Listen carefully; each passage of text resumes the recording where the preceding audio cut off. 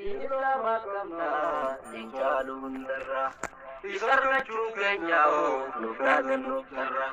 وصوتي ساقبنو ففجال جرى ربي ما جنمي يا دينو آغرا الحمد لله ربي أبار فنو نيمان سابايه. السلام عليكم ورحمة الله وبركاته. أحبتي في الله كل مجادرتني فيا بقى جراتني بقى سآخنا نجيسني سنين جرا فيديو أفتا سني قبل في مالت سنة رجل بيتو لايكي شيري قولوا قفا شيري ورقبتنا ور شيري قبني لايكي في سبسكرايب وروني هاري هتيتني سنين جرا akkasuma yoo gaafii qabaatan illee koomentii jala dhiheessaa sanii deebisaa saniin jedha kun jilbaaba niqaaba kimaara ani garuu niqaaba isaatti hin ufanne malee niqaabni isaallee bareedaa kimaarichillee kana fakkaataa jilbaabichillee kana fakkaataa hedduu namatti tola bal'aallee ammallee yaani hedduu bal'ataa jechuudha maashaallah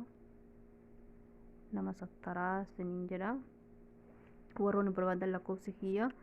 duwwaa 5 duwwaa 2 7 duwwaa 9 4 7 8 waastabbiin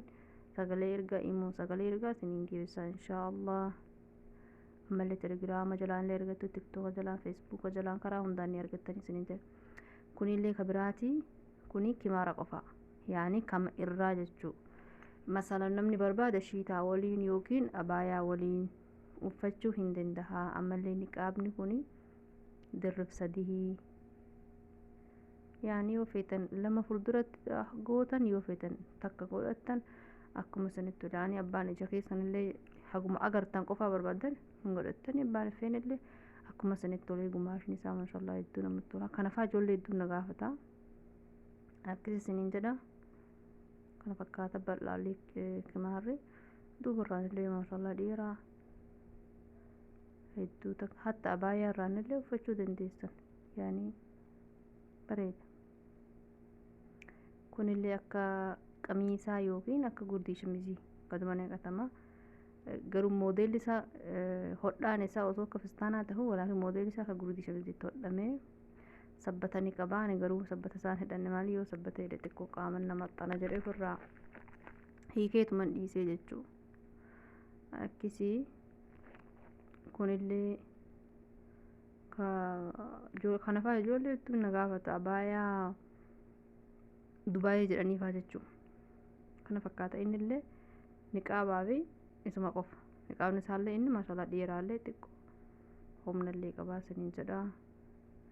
bifa feetanii argachuu dandeessan haga bifa 13 moo 12 ni argattu inshaallah akkisii saniin jedha buleen kiyya kun immoo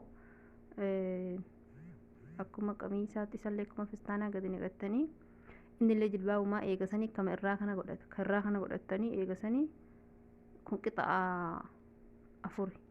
niqaaba kimaara jilbaaba kammoo akka shaarpii rifeensatti hidhatan takka jirti jechuu kana fakkaataa innillee maashaallah dheeraa bal'aa harkisaallee